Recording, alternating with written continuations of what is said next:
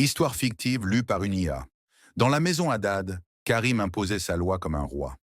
Chaque geste, chaque mot, chaque regard était surveillé.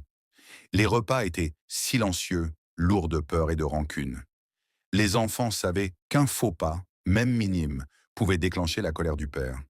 Sofiane, l'aîné, avait appris à marcher sur des œufs. Mais depuis quelques mois, il observait son père différemment.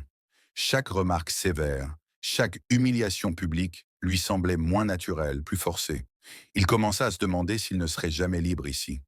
Yasmine, la cadette, étouffait dans cette maison. Elle rêvait de disparaître, de sentir l'air libre sur son visage, mais elle savait qu'un geste mal calculé pouvait coûter cher. Elle commença à noter, en secret, les horaires, les habitudes et les faiblesses de leur père. Amine, le Benjamin, oscillait entre peur et loyauté. Parfois, il révélait sans le vouloir les secrets de ses aînés, et il sentait que chaque mot pouvait changer la donne. La mère, Samira, semblait résignée. Silencieuse mais attentive, elle voyait tout et comprenait tout. Elle savait que quelque chose allait finir par éclater. Pendant des semaines, Sofiane et Yasmine préparèrent leur plan.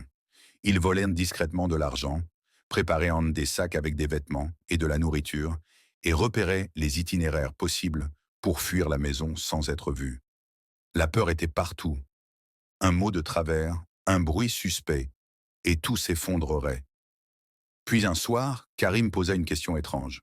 « Pourquoi je vous sens si distant ces derniers temps ?» Un silence tendu s'installa. Sofiane baissa les yeux. Yasmine serra les poings. Amine, tremblant, sentit le piège se refermer autour d'eux. Karim savait quelque chose, ou du moins, il le soupçonnait. La pression monta d'un cran.